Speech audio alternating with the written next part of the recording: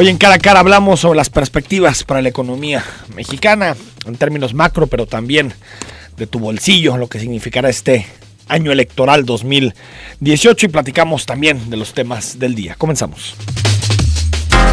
A partir de este momento, estamos cara a cara con la política y sus protagonistas. Cara a cara con los temas sociales y económicos. Cara a cara con la agenda de Jalisco. En esta mesa caben todas las ideas.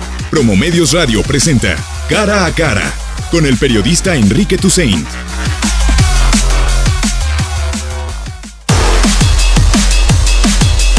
9 de la mañana con 5 minutos. La economía mexicana enfrenta un 2018 plagado de incertidumbres.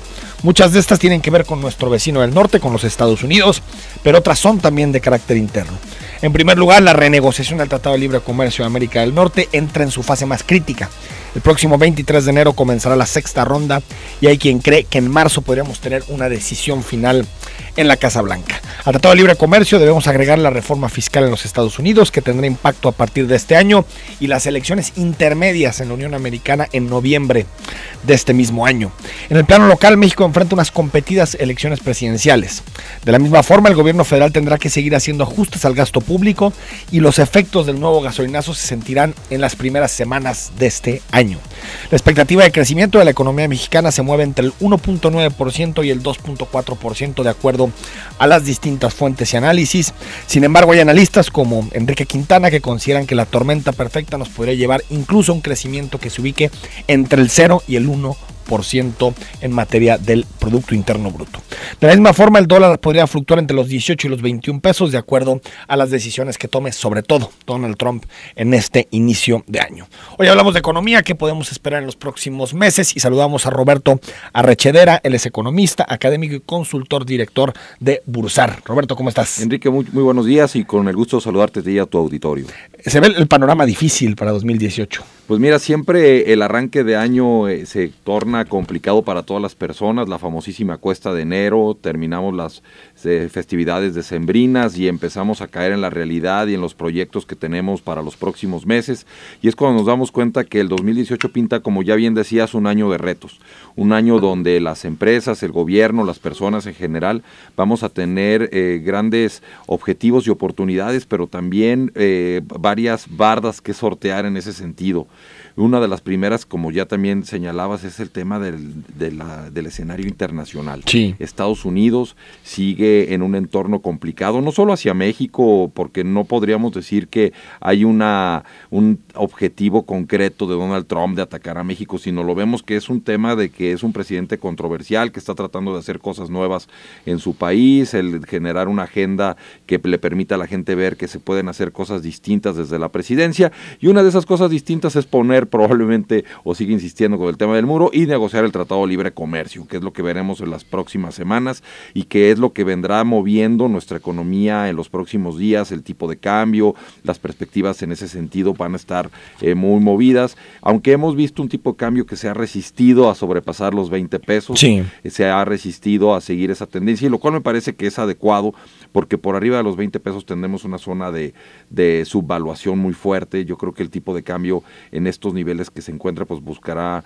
tener una fortaleza. Entre 18 y 20, digamos. Entre 18 y 20. Es como su nivel óptimo de relación con el dólar. Fíjate que yo considero que más que óptimo, porque para mi gusto sigue estando subvaluado. El tipo de cambio se subió mucho durante este año y el año pasado. Ha sido un tema bien interesante. La administración en general de Peña Nieto ha distorsionado todas las variables económicas. Si bien no podemos decir que estamos en una crisis contundente, se ha generado desviaciones e incrementos en diversos elementos que hace que la economía en general y las personas sintamos un entorno o sensación de crisis. Tenemos gasolinas más altas, tenemos inflación alta, tenemos precios mucho más altos. Y salarios deprimidos, ¿no? Y unos salarios muy deprimidos. Aunque no crecen al ritmo de la inflación, al menos eso, ¿no? Y es porque la economía de nuestro país, que tiene un gran potencial, sigue estando estancada por la corrupción, por cuestiones de seguridad, porque no hay una inyección estratégica realmente hacia tener un país que sea una infraestructura para el crecimiento crecimiento económico. Nos hace falta eso en México, tener más empleos, que la clase media crezca. Estamos apuntalando mucho a la clase alta, la clase baja sigue creciendo y la clase media sigue deprimida, y entonces ahí es donde se sostienen los países y donde se genera crecimiento, y eso no se ha dado en México. Ahora, Roberto, comenzamos el año y un debate en enero forzoso es la inflación, cómo inicia el año 2018. Terminamos el año pasado, 2017, con una inflación casi el doble de 2016, arriba del 6%. Así es. Una inflación de las más altas en los últimos años. Y comenzamos también ya con anuncios como, por ejemplo, que la tortilla subirá entre 1.5 y 3 pesos, dependiendo la región del país. No sé si esperas un 2018 con alta inflación o si esperas un 2018 donde se modere el indicador. El indicador se espera se modere. El año pasado, si se acuerdan, a estas fechas estábamos hablando del gasolinazo. Del ultra gasolinazo. Del ¿no? ultra, Ese sí fue el golpe, el golpe maestro. Y luego hubo inflaciones e incrementos un poquito más calladitos, pero que impactaron a la economía de los hogares, como el gas LP, ¿no? El gas LP. Que se fue paulatino y que iba el cilindro subiendo y subiendo y subiendo hasta que terminamos el año, dependiendo la compañía, con incrementos entre el 20 y el 30% en el gas. Y entonces eso generó una inflación muy fuerte que se sintió en los hogares, porque el gas es de primerísima necesidad. Este año se ve que va a aumentar menos. Los incrementos no van a ser tan fuertes. Creo que ya el golpe más grande lo tuvimos durante el 2017, y además, siendo año electoral, pues va a haber cosas que van a cuidar desde el gobierno para que la población no se sienta atacada en ese sentido.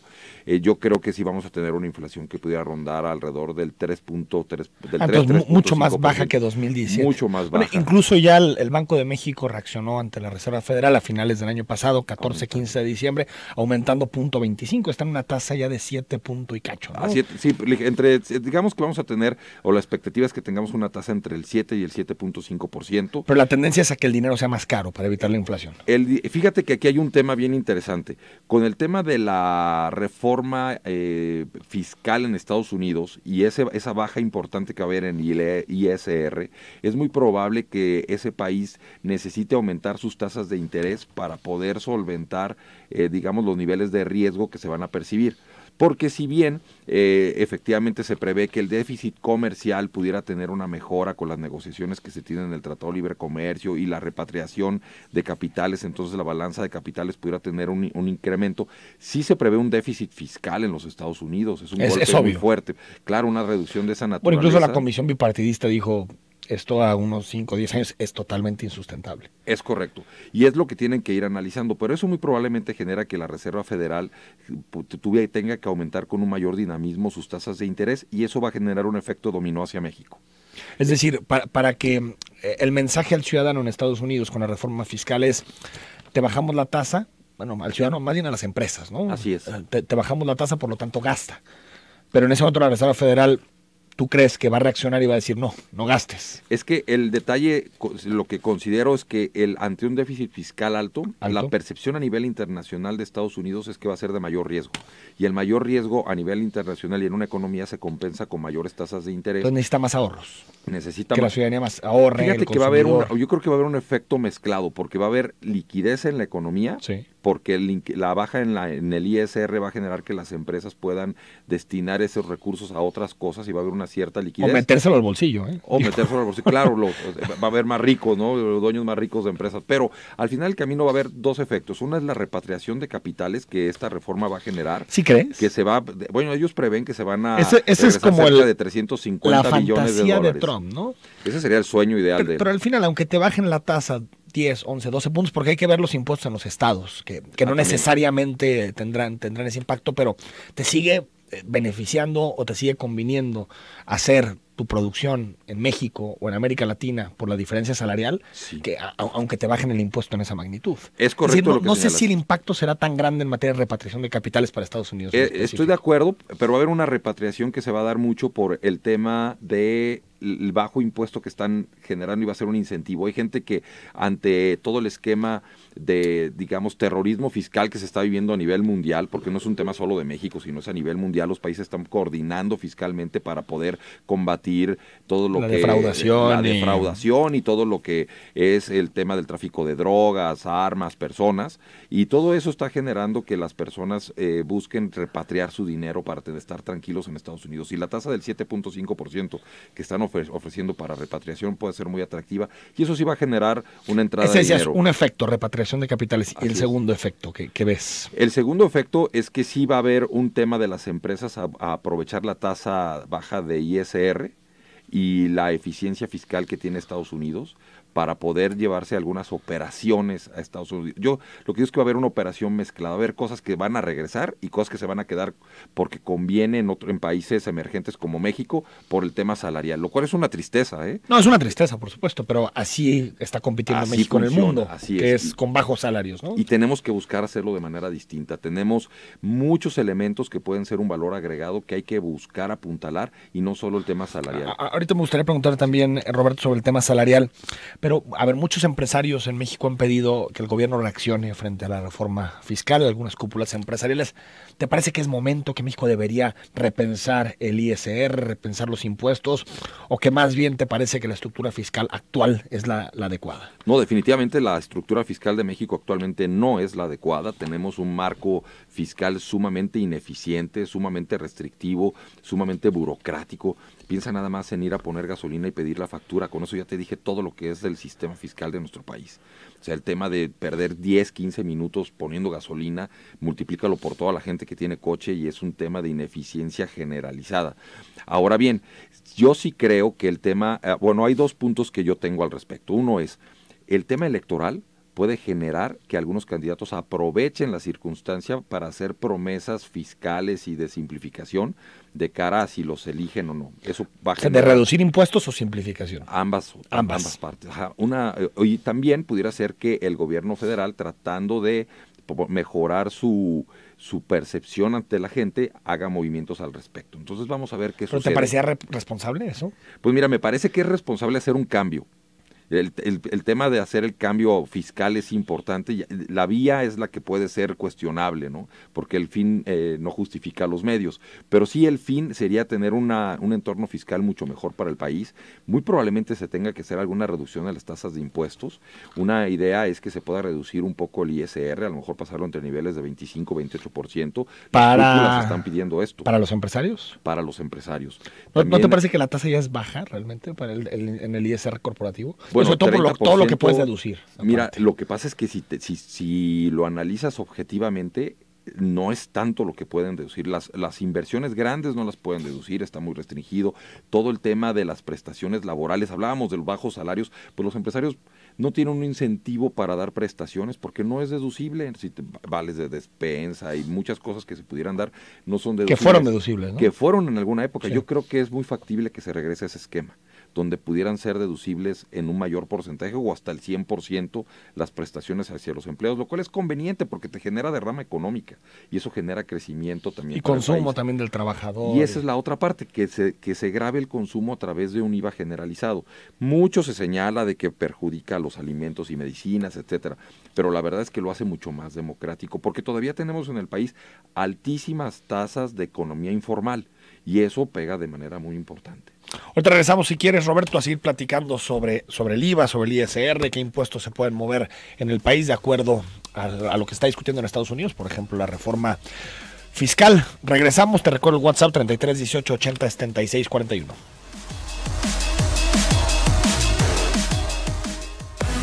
Este 2018, ejercítate y pasa un año saludable. Zona 3, 91.5 FM. 9 de la mañana con 21 minutos. Gracias por acompañarnos platicando sobre economía. Oye, Roberto, quienes no les está yendo mal en este inicio de año es a algunos gobernadores, ¿no? No sé si viste el reloj de Miguel Ángel Yunes, el gobernador de Veracruz. Es lastimoso, ¿no? Que en este país un político, un gobernante, lleve en su muñeca un reloj de 6 millones de pesos, el valor de unas 4 casas. Sí, es increíble, esperemos que sea pirata, ¿no? Pero No, este hombre que decían que era el cambio después de los Duarte. No, está tremendo. La verdad es que ese es uno de los grandes problemas de nuestro país, lo platicábamos fuera del aire, y es la corrupción. Es que aunque le sume sus salarios de los últimos 10 años que hubiera ahorrado todo, es imposible que llegues así. No, además, fíjate que es la mentalidad también, porque independientemente de tuvieras o no el dinero, porque tu familia tiene mucho o no. Pero si es lícito se vale, ¿eh? Sí, claro. A mí me parece muy mal gusto, pero Si alguien quiere gastar 6 Pero millones de pesos en un reloj. Si tú eres un gobernante y quieres transmitir un mensaje al pueblo de solidaridad, de acompañarlos, no te puedes poner un reloj de 6 Pero millones aparte, de pesos. lo interesante del video es que él se da cuenta que se le ve el reloj y lo baja, lo esconde porque dice, ya se me hizo el escándalo del modestia, año. ¿no? Dice, ya lo vieron, ya lo escondo para que no digan que lo ando presumiendo por ahí, ¿verdad? Roberto, estamos hablando sobre impuestos y decías, hay que discutir una bajada del ISR. Ahí el problema es cuadrar las cuentas, ¿no? Porque durante el sexenio de Enrique Peña Nieto hemos visto amplios déficits, sobre todo en el gasto. Comenzamos 2013 y 2014 con mucho gasto del gobierno federal, yo diría una borrachera de gasto previo al 2015, después ha tenido que venir ajustando. Una reforma fiscal de estas características también obliga a buscar recursos en otro lado, no puedes bajar nada más el ISR porque se te antoja, ¿no? Es correcto, pero fíjate que hay que ver también a los países de una manera distinta. Los países se están convirtiendo en una plataforma para hacer negocios para las empresas, y lo vemos en nuestra ciudad simplemente, o en Jalisco en general, y ya no lo digamos en todo México, no sé, por ejemplo Jalisco, el Silicon Valley o Guadalajara, el Silicon Valley de México lo dicen, ¿no? Y tenemos muchas industrias que están apuntalando el empleo en nuestra ciudad. Ya no sé si lo comparamos, o es una tristeza, ya lo decíamos, con niveles de salarios bajos, pero al final el país debe ser una plataforma para hacer negocios. Pero eso no pega en los salarios, ¿no, Roberto? ¿Estás de acuerdo en este tipo de inversiones? Porque en Jalisco recibimos grandes inversiones año a año y vemos los salarios y están pues, prácticamente al mismo nivel que hace 10, 15 años. Sí, y un tema bien interesante es que, por ejemplo, hay demandas de profesiones que sí han tenido incrementos salariales, como son los ingenieros, y en Jalisco tenemos un déficit, por eso vemos más gente extranjera en las calles. Y eso es un tema estratégico que hay que controlar. El otro día estaba en Lagos de Moreno y te comentaban eso, que necesitaban gente que hablara japonés, chino, alemán, ingenieros, ¿no? De esas características. Sí, siempre, muy altamente en cualificados. nuestro país un error estratégico fue no haber puesto desde hace años al inglés como un segundo idioma o como un idioma estratégico, para que ya no entremos a temas nacionalistas, ¿no? Pero decir, el inglés debió haber sido una estrategia de educación a nivel nacional. No fue, estamos tratando de resolverlo, pero pues vamos a tardar. Y entonces, sí hay cosas que hacer, por ejemplo, en el ámbito fiscal, ¿no? Yo creo que, como bien decías, sí se tiene que compensar, pero también tenemos que ser competitivos. Tenemos una tasa para este año de 21% en los Estados Unidos, con un sistema fiscal súper eficiente, porque está bancarizado. En México no estamos bancarizados, la Secretaría de Hacienda no puede tomar generalizadamente los estados de cuenta como un comprobante fiscal, porque no toda la gente tiene acceso a los bancos, nos falta mucho en ese ámbito. En Estados Unidos están mucho más desarrollados en ese aspecto, por eso es más fácil para ellos ser eficientes, inclusive en la manera en que se reportan los impuestos. La gente lo hace desde su casa, venden libros para hacerlo. Tú lo quieres hacer por la Secretaría de Hacienda, aquí dice, tú lo puedes hacer metiéndote al portal del SAT. Vamos, inténtenlo y van a ver lo que significa. Es toda una aventura, se necesita maestría para hacerlo, porque es complicadísimo. Ahora, Roberto, la reforma fiscal de 2014 me parece que fue, digamos, muy efectiva para recaudar. Ahí están los datos. Sí, creo que incluso no se sintió tan fuerte la caída de los precios de petróleo en este país por la reforma fiscal. Correcto. Porque la reforma fiscal habrá aumentado los ingresos del Estado entre 27 y 30%. Es una reforma fiscal muy exitosa en esa materia, pero no lo fue en materia de crecimiento económico. No. Es decir, fue una reforma fiscal sobre todo para dotar de recursos al sector público. Así es. Pero en realidad, digamos, no tuvo este incentivo y no tuvo estas medicinas, estas pastillas para poder acelerar el crecimiento económico, ¿no? Sí, en ese sentido, nuestro país debería tener un potencial de crecimiento pegado al 10%. Pero ya no seamos tan soñadores y con que pudiéramos crecer arriba del 5%. Pero crecer a tasas, como ya señalabas al inicio del programa, de alrededor del 2%, es paupérrimo para un país como México, que tiene tanto potencial. Y creo que en ese sentido debemos de fomentar más esa parte, y nuestro gobierno debe de buscarlo, y haciendo mayor número de inversiones, facilitándola, el poner que los empresarios puedan invertir, dando certidumbre, y sobre todo, mira, si bajan la tasa del ISR ligeramente y compensan por otra vía, y además le cierran la llave de la corrupción, podemos generar muchas cosas con esos detalles. Pero que pudieran hacer. ¿No es el reto el de siempre ampliar la base? Más que subir impuestos, bajar impuestos, ampliar la base. Yo creo que son las dos cosas. Hay que ampliar la base de contribuyentes, sí. Hay que generar más contribuyentes porque generemos más empresas que generen empleos y que paguen impuestos. Y también, además, el empresario debe ser consciente que tenemos la responsabilidad de pagar impuestos y exigir, ¿no? y decirle a nuestros gobernantes, yo quiero ver mis impuestos de regreso y los quiero ver de una manera en que me dé certidumbre mi empresa, me facilites los trámites, me ayudes a crecer a nivel nacional e internacional mi compañía, generar más empleos, pagar mejores salarios, y entonces sí se puede hacer algo. Pero además el riesgo ahorita es que Estados Unidos velo como país, es una super, si lo vemos en términos tecnológicos, es una supercomputadora contra México, una computadora 386, ¿no? Que le hemos ido metiendo cosas y tratando de aumentar la memoria y mejorando, pero no tenemos una plataforma realmente eficiente, la necesitamos eficientar, porque si no, ¿cuál prefieres? ¿A dónde te prefieres ir para hacer negocios? Y es donde tenemos el riesgo de que empresas que estaban pensando venirse a México digan, pues Estados Unidos no se ve tan mal en algunos aspectos y me voy a llevar la maquila a México, y la maquila no genera riqueza económica, la maquila te paga unos sueldos bajos, pero ingresa todo, se compra aquí, se lo llevan a otros lugares y realmente la riqueza se lo generan en donde están haciendo la comercialización. Necesitamos cambiar ese modelo para nuestro país. Ahora, no solo la tasa de impuestos, el ISR, determina las inversiones, ¿no, Roberto? Porque si uno piensa, por ejemplo, en los países europeos, algunos de ellos que reciben altas inversiones, algunos del este europeo, incluso los nórdicos, tienen tasas altísimas de ISR y tienen que ver con su capital humano. Sí. Es decir, que las empresas prefieren pagar una tasa más alta que en otros países, pero por tener una cierta calidad de mano de obra, por tener un cierto expertise. Es decir, creo que aquí lo que está sucediendo en el país es un binomio de unas tasas no tan competitivas, pero al mismo tiempo que no hemos podido generar la mano de obra de la calidad que se necesita para competir con otros salarios. Por eso los salarios están tan deprimidos. Y al final de cuentas, la tasa de impuesto, desde el punto de vista de la inversión, se convierte en un gasto más. Un gasto. Y entonces las empresas dicen, un gasto tiene que ver con inversión. Si yo gano más, estoy dispuesto a gastar más porque pues, gano más. Entonces, ¿cuál es ese binomio en México? Por ejemplo, tú vas a países desarrollados europeos y sí, efectivamente la tasa es alta, pero tienes una generación de riqueza y un potencial de generación de riqueza mayor. Y entonces en México tienes una base, digamos, poblacional que no tiene tantos ingresos. Si una base la cúpula tiene la capacidad de generar mucha derrama económica. Y mucho consumo, ¿no? Pero la clase media está prácticamente deprimida en nuestro país y esa es la que no se ha podido sostener y muchas empresas se la piensan para venir. Por eso hay que hacer tantos cambios. Vamos al corte, 9 de la mañana con 30 minutos. Seguimos platicando con Roberto. Mándanos tus preguntas, comentarios sobre la situación económica del país y las perspectivas de 2018.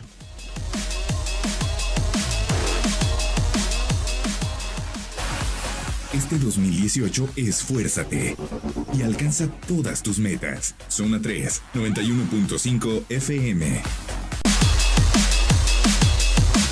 9 de la mañana con 34 minutos. Gracias por acompañarnos. Quien ya está de regreso en sus actividades laborales o quien está todavía de descanso en estos días de inicio de 2018. Un saludo y gracias por acompañarnos aquí en Cara a Cara. Roberto Arrechedera, él es economista, académico y consultor, director de Bursar. Hay elecciones este año y las elecciones no solo en México, ya hablábamos de las de Estados Unidos en noviembre, hay elecciones en Rusia, Brasil, Perú, elecciones locales, también hay en Paraguay, en Italia, es decir, es un año muy electoral, Roberto. No sé si crees que eso va a agregar mayor inestabilidad al panorama económico. Sí, por una parte va a inyectar dinero a nuestra economía, porque no cabe duda que el tema electoral hace que haya una derrama económica en publicidad y en distintas cosas. Y sí se nota en la gente. ¿Como en inflación, por ejemplo? ¿O cómo percibes el gasto electoral? Mira, es un gasto que se trata de ocultar mucho porque los límites de campaña o de gasto de campaña, y lo hacen mucho en efectivo, pero eso genera derrama económica en la gente y se genera gasto. Los consumos, el comercio lo nota mucho. Es que alguna vez me decía, un economista me decía, tú checa el circulante de los días cercanos a la elección. Y ahí vas a ver el tremendo gasto que hay en elecciones. Digo, porque eso puede utilizarlo el INE o hasta la Hacienda para combatir ese mal gasto que existe en las campañas, ¿no? A través de este tipo de indicadores. Pero el gasto en efectivo que es muy difícil de rastrear, pero el comercio lo nota mucho. la gente tiene dinero y se puede comprar zapatos, ropa, etcétera. El comercio lo percibe mucho y eso lo vemos en años electorales en nuestro país. También vamos a ver un tema de seguimiento, todo lo que es el Tratado de Libre Comercio, vamos a ver seguimientos a todo el tema, en la parte electoral va a haber una volatilidad fuerte, yo creo, en el tipo de cambio, sin llegar a grandes cosas como lo vimos en años pasados. ¿Más por lo que sucede en Estados Unidos o, por ejemplo, también con los comicios en México? Yo creo que los comicios de México también tendrán que ver, porque el empresariado, hay candidatos que no los ven con tan buenos ojos. Y digámoslo claramente, Andrés Manuel López Obrador, hay un sector de la economía, del empresariado, que lo ven con cierto recelo, con cierta duda. Es la más incógnita, de los tres parece el más incógnita. Es la que puede ser más incógnita y es el que pudiera dar más miedo porque... Pero menos que antes, ¿no, Roberto? Pues yo creo que el país ha tendido a reforzar sus instituciones y eso lo va a limitar en algunas cosas. Pero sí hay un cierto miedo en que señor, su discurso... Te lo digo porque me parece que él incluso, la estrategia de Andrés Manuel López Obrador ha sido suavizar su discurso, incluso suavizar sus relaciones con los empresarios, el hecho de a quién está incorporando a su equipo, es un mensaje al empresariado, el hecho de comprometerse a no subir las tasas de interés, a no subir, la deuda, a no hacer mayor gasto público. Me parece que hay como un mensaje de suavización, pero aún así crees que en caso de que las tendencias estén favoreciendo a Andrés Manuel López Obrador, podemos ver más fluctuaciones en la economía. Sí, totalmente de acuerdo. El escenario internacional o los grandes inversionistas internacionales ven en él un riesgo. Y cuando hay riesgo, tienden a mover sus capitales a otros lados. Porque con Trump fue muy interesante, ¿no, Roberto? Porque Trump se acercaba a ganar, vimos muchas fluctuaciones, pero después me parece que hubo una especie como de moderación, en el sentido de vieron qué podía hacer, cuáles eran más palabras que hechos, y me parece que las expectativas quedaron ya muy constreñidas, ¿no? A decir, bueno, si se va el Tratado de Libre Comercio, tampoco es el final del mundo. No. Bueno, si hace un muro, tampoco va a cambiar el mundo, ¿no? Es decir, me parece que los mercados reaccionan de forma muy rápida, pero también terminan colocándose y centrándose también de forma muy vertiginosa. Sí, van, ¿no? poniendo las cosas a su respectivo nivel y efectivamente pudiera suceder. Y si entrara un Andrés Manuel, seguramente no es que vayamos a hacer un nuevo Venezuela, ¿no? Que ese es el gran temor que mucha gente tiene, porque inclusive los venezolanos que viven en nuestro país lo dicen, ese discurso ya lo he escuchado, ¿no?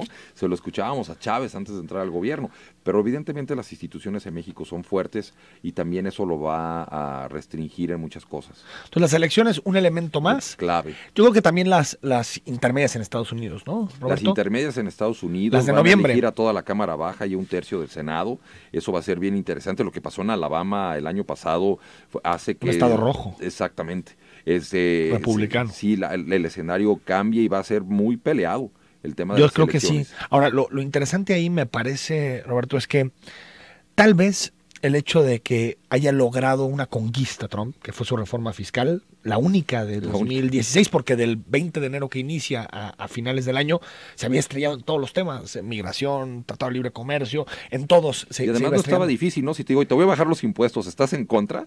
Pues bueno, claro que no. Pero sí sabes que hay una oposición de algunos estados demócratas, a seguir mimando, chiqueando a las empresas, bajando pero los aún así, impuestos, si tú ¿no? te opones como político y tienes un empresario atrás que te respaldaba, sí te toca el hombro y te dice, oye, acuérdate de mí, y me quieren bajar el impuesto. A lo que me refiero es que creo que con la reforma fiscal lo que hace Trump es, por un lado, mandar un mensaje de alivio a sus sectores, sobre todo a esos estados que votaron en masa por Trump, el centro de los Estados Unidos. Cumplirles algo, ¿no? Cumplirles algo. Y segundo, unifica al Partido Republicano, porque si hay algo que comparten todos los republicanos, sean de centro, sean más a la derecha, más conservadores, es que odian los impuestos. Correcto. Es decir, que quieren siempre bajar el impuesto, sobre todo corporativo. Entonces me parece que hay posibilidades de que Trump ratifique la mayoría. No está descartado. No está descartado y muy probablemente haga un esfuerzo grande al respecto, y estar en la presidencia te genera una plataforma muy fuerte, que el que viene desde fuera le cuesta mucho trabajo el que porque lo elija, ¿no? Trump en la presidencia pues es mucho más fuerte que un candidato externo, y vamos a ver qué sucede ahora con las intermedias. Ahora también en México está el tema de que vamos a tener una competencia muy grande en Brasil, vienen las elecciones. Brasil es un país que ha peleado mucho, digámoslo así, contra México en el tema de inversión extranjera. La disputa por la hegemonía latinoamericana, así ¿no? En materia de ¿no? inversión. ¿Cuál es el país más fuerte, más grande, el que atrae más inversiones, y creo que México ahí tiene muchos retos que hacer, y más allá del tema político. Ahora, más allá de pronto de los estereotipos, fetiches de si uno es Venezuela, el otro es tecnócrata, que si uno es populista, el otro es liberal, me parece, Roberto, que hay algunos temas que tendrían que ponerse en el centro del debate público en México. Por ejemplo, está el caso de la deuda. Este ha sido un sexenio de mucha deuda, que lamentablemente no vemos en las calles, ni no vemos en la inversión pública, sobre todo fue para mantener un nivel de gasto. Por ejemplo, ¿la deuda es algo que nos tuviera que preocupar en este momento o tiene que haber soluciones de parte de la clase política? Mira, la deuda definitivamente siempre tiene que preocupar, estar endeudado. Sea siempre tu tarjeta de crédito, el PIB del país, ¿no? Sí, exactamente, pero digamos que el gran logro que ha tenido México es que ha cambiado el balance de la deuda hacia una deuda interna más que externa. Entonces, por ahí en economía se dice que nadie quiebra por deberse a sí mismo, ¿no? Pero entonces ahí tenemos un sostén muy grande ahí. Las Afores ha sido un mecanismo que ha ayudado mucho a que el país se endeude y que haya inversión para que absorba esas deudas, y entonces digamos que es una manera de patear el bote hacia largo plazo, y todavía tienen mucha liquidez. Es decir, ¿no te parece que ahorita sea un tema preocupante? No es preocupante, que se tiene que cuadrar las cifras. Estratégico, porque tarde o temprano ese bote que pateamos en el futuro lo vamos a alcanzar. Es que en 2016 ya muchas calificadoras le dijeron a México, tienes que hacer algo con tu deuda, porque ya está en este momento en 51-52% del Producto Interno Bruto.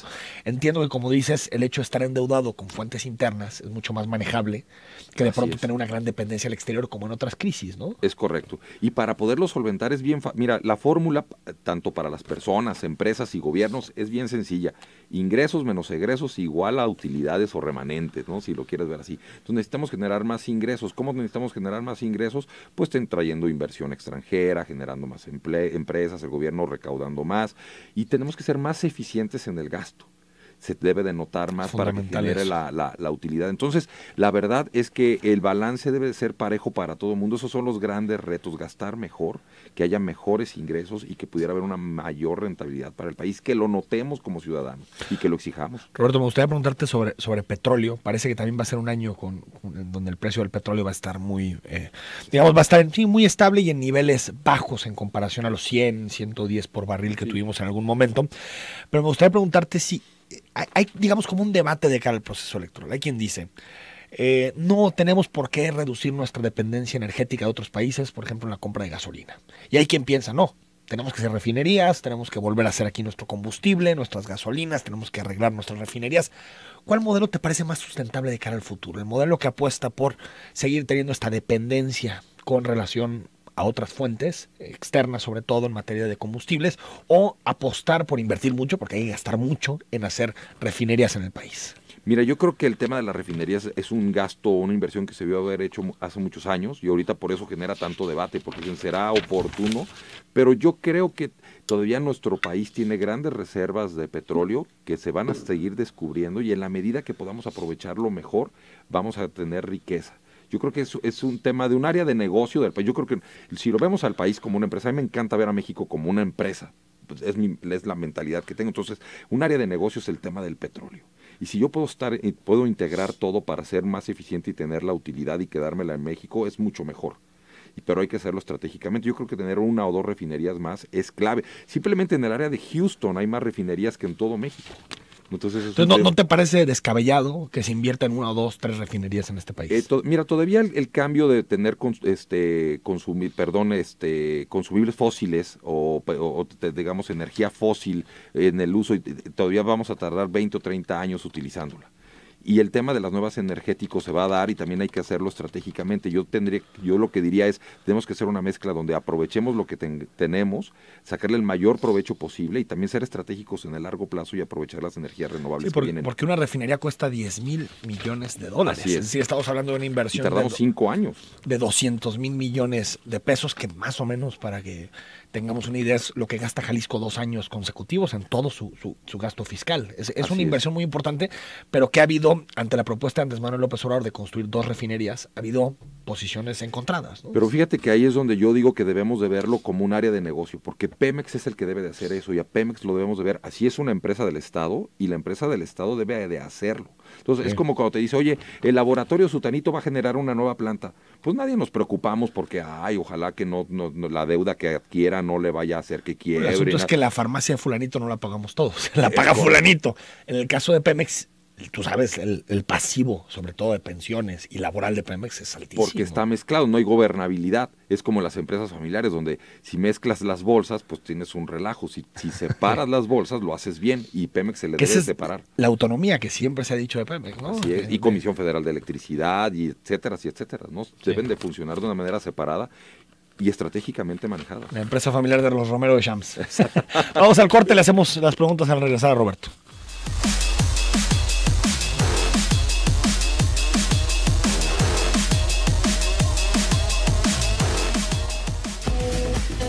Este 2018, modernízate y sé el primero en todo. Zona 3, 91.5 FM.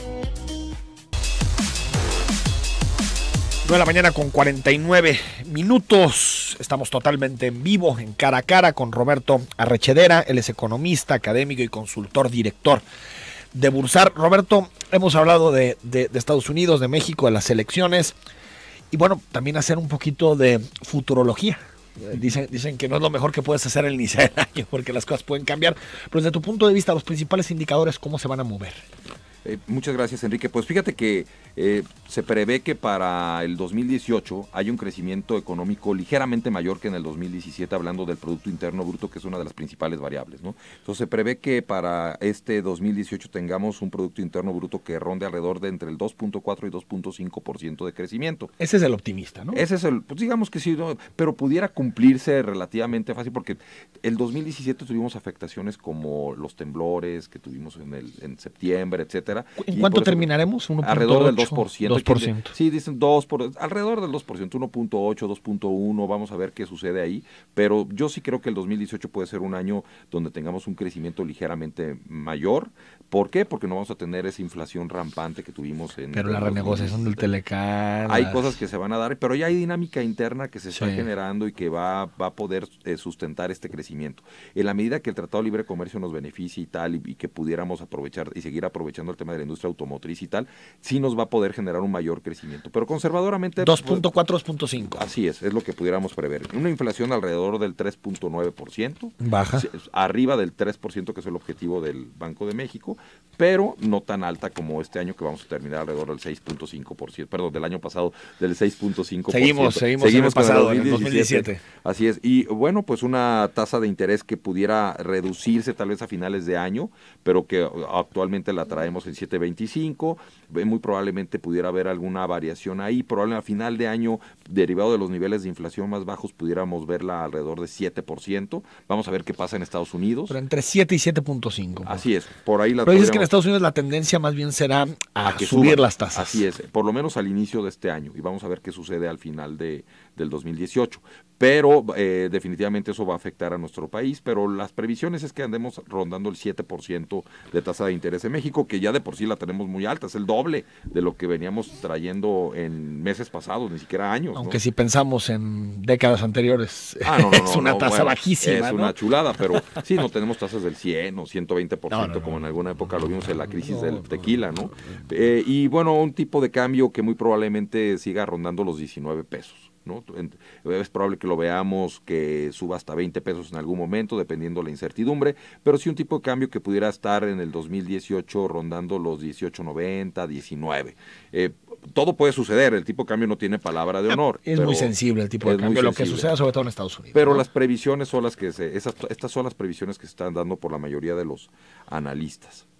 Nos dicen también, Pablo Arturo Morales, se pregunta, ¿es una condición que el Banco Mundial promueve ahorro y bajar el consumo de combustibles fósiles? ¿Se debe cumplir esa condición para los convenios internacionales? Te pregunta Roberto. Mira, yo creo que el tema del calentamiento global hay mucho debate de que sí hay, que sí no hay. Yo creo que contaminar es un tema que es claramente inaceptable. Bueno, pues ve la ciudad de estos días, es tremendo. Así es, y el tema de las mejores prácticas siempre hay que tender hacia ellas, y una mejor práctica es no contaminar. Entonces, si podemos cambiar a energías sustentables, en energías renovables, pues es mejor que... Pero vamos lentísimos en ese proceso. Vamos muy ¿no? lento y a nivel mundial también, y además de todo el tema del protocolo de Kioto. Para mí lo que me impresiona es, vas a países como Alemania, no hay sol nunca, y sin embargo 50-60% de su energía viene de fuentes solares. Sí. Es tremendo. Y en México hace falta mucho. No, tenemos sol todo el día. Así es. Es increíble. Pero hay ¿no? esfuerzos interesantes que vamos a ver durante este año. Me parece que hace falta inversión. Sí. Es decir, que el Estado, que el gobierno ahí tome el principal papel, sobre todo para generar las condiciones necesarias para que venga inversión extranjera. Pero simplemente, mira, ponen su granja solar aquí en México y todavía estamos con el debate si de la Comisión Federal debe de regresar el dinero o no debe regresar el dinero. No hemos logrado solventar esa parte. Entonces, cuando tú eres un inversionista y ves eso, pues qué ganas de invertir te dan. Sí, ni de broma. Hay que resolverlo. 23-27, yo pienso que se debe de hacer mejor uso de los impuestos. Y ya que, si se observa, ha habido muchos desvíos de recursos por parte de funcionarios y gobernadores. Y hay la fuga de recursos para las necesidades de los estados. Sí, por supuesto, pero me parece que es de pronto, Roberto, este es un debate de un perro que se muerde la cola. Porque por un lado alguien dice, yo no pago impuestos porque se lo roban. Pero entonces, como no se pagan impuestos, tampoco se exige. Entonces se convierte como en un círculo vicioso. Creo que lo que tenemos que hacer es pagar lo que nos toca, por supuesto, de impuestos, y exigir que se gaste bien. Así es, yo creo que el empresario tiene el derecho a disminuir su tasa de impuestos de acuerdo a las inversiones que haga y de acuerdo a la ley. Lo que no se vale es estar buscando que sea el deporte nacional evadir impuestos.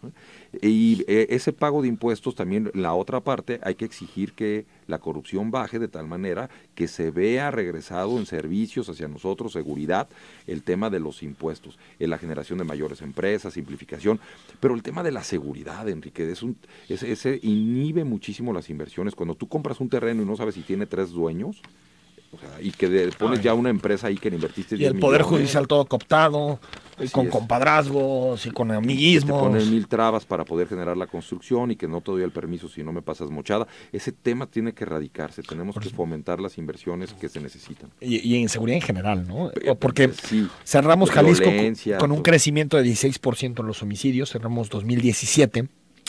Esto quiere decir, Roberto, que hubo un asesinato cada 6 horas en Jalisco en el último año. Un año muy violento. Un año muy violento y que manda un pésimo mensaje en materia económica. Dice Sergio Álvarez, afortunadamente el voto de un empresario y el de una persona con pobreza extrema es el mismo. A los empresarios les da miedo que se les acaben sus compadrazos con el gobierno. Y no invente cosas. Obrador ya fue gobernante y volteen a ver la Ciudad de México y todo lo que el gobierno del loco de Obrador logró. Ahí está el debate sobre López Obrador, Sí, que siempre genera... definitivamente. A ver, yo creo que para juzgar a un político hay que buscar a ver qué hizo. Claro. Y me parece que tampoco en la Ciudad de México gobernó como Hugo Chávez. No, definitivamente. Tú lo que decías es de pronto lo que el empresario puede estar percibiendo a la realidad, ¿no? Mira, y habla mucho de honestidad, pero ¿qué pasó con los segundos pisos y cómo empaquetó toda la información para que reservada, no? Claro, o sea, a ver, imagina si eso lo hizo en la Ciudad de México, ¿qué más puede hacer? Yo no quiero juzgar a todo mundo o generalizarlo, pero también el tipo tiene sus callos que le pisen, ¿no? Lamentablemente eso de reservar obras es de todos los partidos políticos. Sí, lo sabemos aquí en la línea 3 del Tren Ligero está reservada la obra. Ni siquiera podemos saber. No, me parece que es que va a costar un asunto de opacidad de la clase miles de millones más, ¿no? De opacidad de la clase política, no necesariamente achacar a una persona. Héctor González, excelente día. Mi consuelo es la salida de la oligarquía política y la llegada de López Obrador con nuevas prioridades sociales. Bienvenido diciembre. 6525, gracias por tu comentario. 5447. Dice, los autos sí contribuyen mucho a la contaminación, aún verificados, pero el gobierno no le conviene. Bueno, con relación a la verificación. Y el tema, por ejemplo, de la contaminación que hace todo el ganado, ese no lo medimos y es tremendo. Es tremendo. 9597, señor Tucen, se le agradece a sus programas, da gusto y orgullo saber que a pesar de lo que vivimos todavía hay programas con profesionistas como usted que siempre buscan la verdad y el bienestar del país. Por otro lado, es una verdadera pena e ironía cómo el país está yendo a pique. Nos siguen afectando las decisiones, no puedo decir esa palabra, del PRI. Vergüenza debe darles decir que apoyan a ese partido. La única oportunidad que tenemos es López Obrador. Ojalá que todos se cuenten. Hoy están muy activados los López Obradoristas. Sí. Víctor Hugo Saturnino, buen día. Estoy escuchando de la baja del ISR para las empresas y para el trabajador promedio. Si es beneficioso y si aplica la reducción del ISR. Bueno, hablábamos en Estados Unidos, ¿no? Hablábamos de Estados Unidos y que existe alguna posibilidad porque lo están revisando para México, pero vamos a ver qué decide la Secretaría de Hacienda, pero no cabe duda que pudiera ser un dulce que den. Tal vez algún incentivo fiscal a quien invierta, ¿no? a mayor una número miscelánea, de como les dicen, deducciones. porque ya no puede pasar a la ley de ingresos, Sí. ya se aprobó, ¿no? Sí, definitivamente, esto es un tema para una reforma que tendrá que venir en el futuro. 5561 dijeron que el ISR lo quitarían a salarios menores de 10,000 pesos en su momento. Pues el tema ahí es que siguen existiendo las tablas que conforme se tiene el subsidio y tal. Pero creo que es abajo de los 7,000 y cacho, ¿no? El que Así está es. actualmente desgrabado. Es correcto. A mí no me parece mal subirlo a los 10,000. No, yo creo que- Desgravar de ISR ayuda al consumo, ayuda al bienestar de las familias. Además es una cantidad que facilita los cálculos, tiene muchos beneficios. El tema de cerrarlo en cifras es muy bueno y al final del camino el tema es la simplificación. Eduardo Hernández, que no se olvide, Roberto, tu invitado, que la crisis se verá después. Que recuerden que la deuda que se generó con EPN, más del 50% del Producto Interno Bruto, es la que mantiene la estabilidad actual. El dólar es un signo. Yo no sé si estamos en un escenario de crisis post-sexenal. Me parece que no, en general. Yo creo que no estamos en ese escenario y estamos en unas épocas en donde eso, por las variables económicas, no parecen señalarlo. Sí. No menos de que hubiera tenemos un información muy déficit escondida, tremendazo, ¿no? así. A la griega, que Sí. se escondió información por mucho tiempo y de pronto estalló. Sí, no creo Es más que veamos. difícil, ¿no? Simplemente las reservas internacionales, seguimos muy pegados a máximos históricos, se han usado, pero al final de cuentas las reservas siguen estando en unos niveles que solventan muy bien la economía del país. Tenemos una deuda que si bien es alta no es extraordinaria. Hay países como China, como el mismo Estados Unidos. El tema no es cuánto debas, sino cuánto generas para pagarlo. Nada más que Estados Unidos imprime la moneda de todo el mundo. Así Entonces, es. eso le ayuda a endeudarse un Un poquito, poquito más, más. ¿no, Roberto? Roberto Arrechera, gracias Al por contrario. acompañarnos. Y ojalá nos pudieras estar acompañando este año para analizar. Se va a hablar mucho de economía. Qué bueno en este año porque hay elecciones para analizar las distintas propuestas. Ya presentó un programa Andrés Manuel, ya presentó un programa Ricardo Anaya a través Así es. del Frente. Es decir, habrá mucho debate económico y creo que es importante ponerle números, ¿no? Y que las propuestas sean realistas. Encantado de la vida de poder colaborar con ustedes. Roberto, gracias. Al contrario. Nos vamos, yo soy Enrique Tucen, mañana a las 9 estamos en Cara a Cara, por cierto, el próximo jueves, para que nos mandes tu pregunta, está aquí con nosotros Enrique Alfaro, que ya es precandidato a la gubernatura por Movimiento Ciudadano. Soy Enrique Tucen y hasta mañana a las 9.